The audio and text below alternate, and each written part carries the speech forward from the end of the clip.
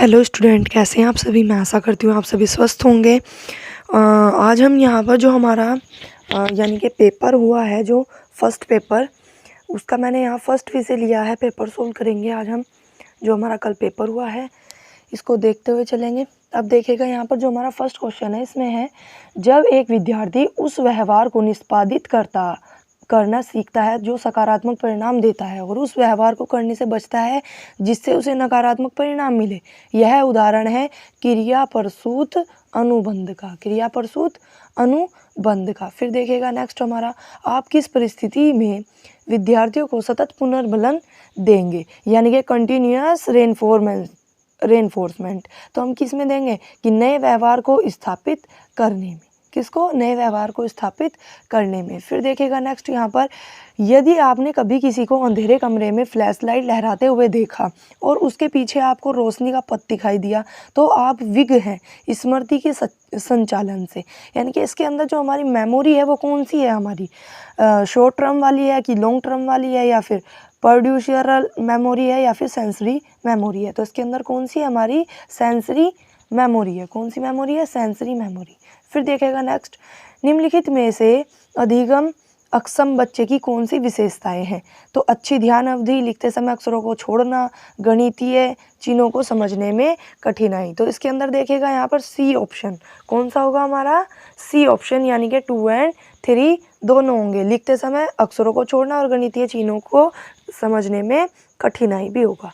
फिर देखेगा यहाँ पर नेक्स्ट हमारा, यानी कि फिफ्थ क्वेश्चन के अंदर क्या है यहाँ कि निम्नलिखित में से कौन विद्यालय में समावेशी वातावरण के विकास में सहायक होगा। तो इसके अंदर हमारे ये सभी गतिविधियाँ पूर्ण सहभागिता सुनिश्चित करना, बाधा रहित वातावरण का सर्जन, पाठ्यचर्या अनुकूलन एवं कक्षा का प्रबंधन। तो इसके अंदर हमारा यानी कि डी ऑप्शन रहेगा। फिर देखेगा यहाँ पर निम्नलिखित में से कौन सा कथन समावेशित शिक्षा की अवधारणा को अभिव्यक्त करता है। तो सभी बच्चे साथ में सीखते हैं, अक्षमताओं के स्थान पर अक्षमताओं पर अधिक बल देना, व्यक्तिगत सीखने के तरीके पर ध्यान, समतापूर्वक सभी विद्यार्थियों की आवश्यकताओं का सम्मान।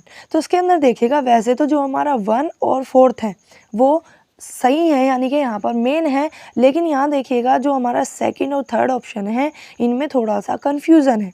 तो इसका अगर मैं ऑप्शन की बात करूँ तो यहाँ पर हमारा ये भी हो सकता है, और फिर हमारा अगर मैं सभी की बात करूँ तो इसके अंदर हम सभी भी ले सकते हैं। तो इस क्वेश्चन में अभी डाउट है हमारा, यानी कि 1 2 3 या इसमें हो सकता है हमारा ये भी हो सकता है, फोर्थ वाला भी, और हमारा सी ऑप्शन भी हो सकता है। फिर देखेगा नेक्स्ट कि NEP 2020 केंद्रित करती है। तो इसके अंदर क्या दिया गया है कि रचनात्मक आकलन पर आधारित प्रगति कार्ड पर, योगात्मक आकलन, व्यापक आकलन, या फिर 360 समग्र प्रगति कार्ड पर। तो इसके अंदर आएगा हमारा ए ऑप्शन। फिर देखेगा नेक्स्ट यहाँ पर, निम्नलिखित में से आकलन का कौन सा तरीका शिक्षक को न केवल प्रत्येक बच्चे के सीखने के में गैप को समझने अपितु स्वयं के शिक्षण अधिगम को बच्चों की आवश्यकता एवं सीखने के तरीके के अनुसार समीक्षा करने, संशोधित व चिंतन करने में सहायता करता है। तो यहाँ पर देखिएगा जो अध्यापक है वो क्या कर रहा है, अपने अधिगम का आकलन कर रहा है, यानी कि बच्चों को तो वो सिखा ही रहा है, साथ साथ में जो उसने सीखा है ना, उसको वो क्या कर रहा है, संशोधित कर रहा है, उस पर चिंतन कर रहा है। तो ये किस क्या होगा हमारा, या तो अधिगम का आकलन होगा या फिर अधिगम के लिए आकलन शायद ना हो में भी। तो मुझे जो मोस्ट इम्पोर्टेंट लगा इसमें यही है कि अधिगम का आकलन। फिर देखेगा नेक्स्ट यहाँ पर ये दिया गया है कि रक्षा अपने सभी काम निर्धारित समय में पूरे करती है, वह नियमित रूप से पढ़ाई करती है क्योंकि वह डॉक्टर बनना चाहती है। तो इसके अंदर देखिएगा यहाँ पर आंतरिक रूप से अभिप्रेरित है या बाह्य रूप से, या प्रशंसा पाने के लिए, या कठिन परिश्रमी है। तो इसके अंदर क्या आएगा कि वह आंतरिक रूप से क्या है, अभिप्रेरित है।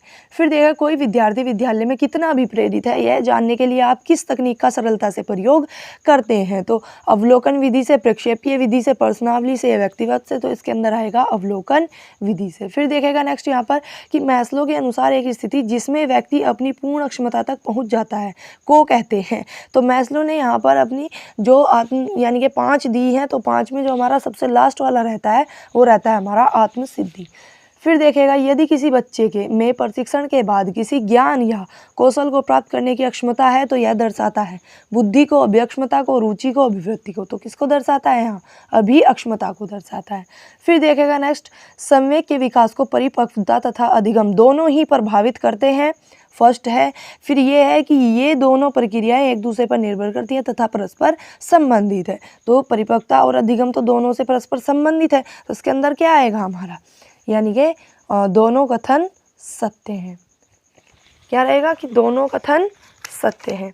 फिर देखिएगा नेक्स्ट यहाँ पर, निम्नलिखित में से कौन सा प्रथम बच्चों की अवधारणात्मक समझ के परीक्षण हेतु सबसे उपयुक्त है? तो भारत की राजधानी क्या है? 9 ग्रहों के नाम बताइए। रेगिस्तान में पौधों के कांटे क्यों होते हैं? किसे राष्ट्रपिता कहा जाता है? तो यहाँ पर देखेगा जो हमारा सी ऑप्शन है, इसमें क्या है? यहाँ पर बच्चों की अवधारणा यानी कि समझ जो उनके अंदर है वे किसके अंदर बताएंगे? यहाँ की रेगिस्तान में पौधों के कांटे क्यों नहीं होते, यानी कि बच्चा अपना अपना ओपिनियन इसके अंदर यहाँ रखेगा। फिर देखेगा निम्नलिखित में से आप किस बच्चे को सृजनात्मक कहेंगे? जो नए विचार प्रस्तुत करता है, जो नई वस्तुएं बनाता है, जो अपने कार्य में नवीनता और मौलिकता का प्रदर्शन करता है, या फिर उपरोक्त सभी। तो इसके अंदर क्या होगा? यानी कि नवीन सर्जनी तो यहाँ सृजनात्मक बच्चे हैं। फिर देखेगा 6 से 8 वयस्क वर्ग के बच्चों के विकासात्मक कार्य हैं। 2 शब्द बोलना सीखना है तो रोंग है, ये तो छोटा बच्चा करता है सहसावस्था वाला। सरल खेलों के लिए शारीरिक कौशल सीखना, पढ़ने, गणना करने, लिखने के मूलभूत कौशलों को सीखना। तो इसके अंदर ऑप्शन क्या रहेगा हमारा? 2 और 3 ऑप्शन रहेगा। फिर देखेगा रीना एक प्रतिभावान छात्रा है। बुद्धि परीक्षण के आधार पर उसे मेधावी कहा जाता है क्योंकि वह सदैव महसूस करती है कि उसकी कक्षा निरस है और एक शिक्षक के रूप में आप रीना की कैसे सहायता कर सकते हैं। तो यहाँ पर देखेगा उसे सामान्य शिक्षण विधि द्वारा पढ़ाकर, अब वो तो प्रतिभावान है ना, तो सामान्य विधि से पढ़ाएं या फिर कोई और विधि से पढ़ाएं, तो उससे तो आता है। फिर देखेगा उसको कक्षा का मॉनिटर बनाकर उसको अधिक गृह कार्य देकर, तो क्या होगा? उच्च स्तरीय कौशल विकास हेतु रोचक शिक्षण विधि का प्रयोग करेंगे तो उसे कक्षा निरस नहीं लगेगी। फिर देखिएगा नेक्स्ट यहाँ पर, विद्यार्थियों में टीम भावना के विकास निम्नलिखित में से किस प्रकार का वातावरण सहायक होगा? तो इसमें होगा यहाँ प्रतिस्पर्धात्मक या सहयोगात्मक, व्यक्तिपरक, अनुशासित। तो इसके अंदर क्या होगा? सहयोगात्मक, यानी कि एक दूसरे का क्या करेंगे बच्चे? सहयोग करना सीखेंगे।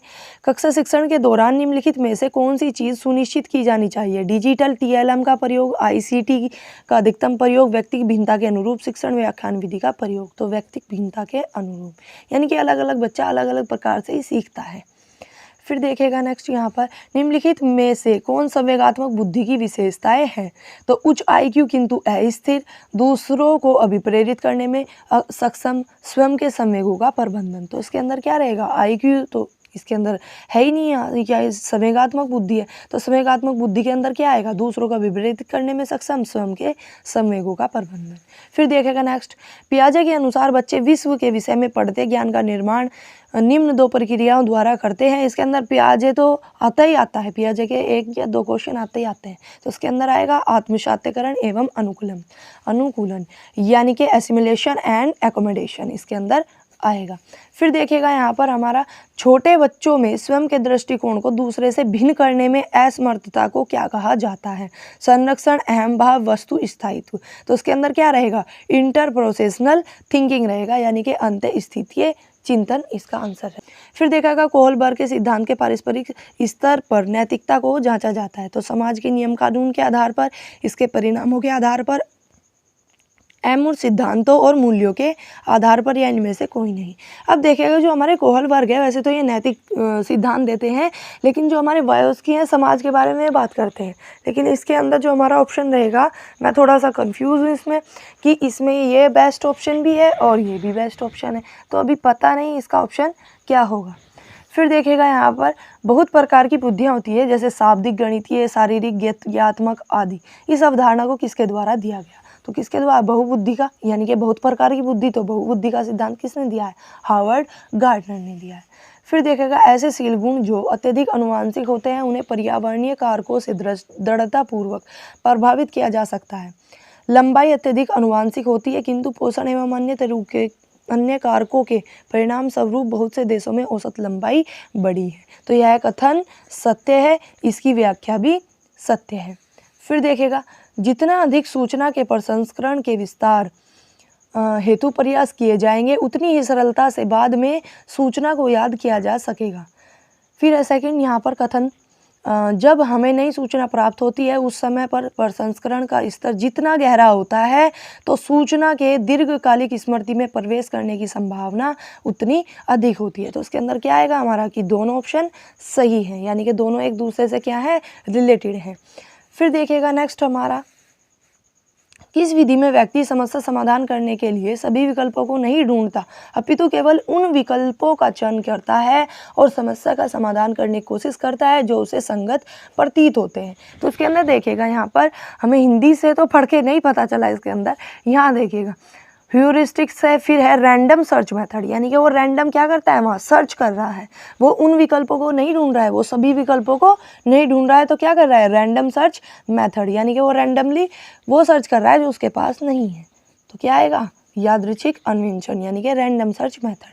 फिर देखिएगा 28 यहाँ पर ग्रामर है, तो इसके अंदर क्या रहेगा हमारा, एक भाषा में निहित नियम। तो आप देख लीजिएगा कि जहाँ पर भी फर्स्ट का बी है वो इसका ऑप्शन है, तो फर्स्ट का बी कहाँ है, हमारे बी ऑप्शन में, तो इसका ऑप्शन क्या रहेगा, बी रहेगा।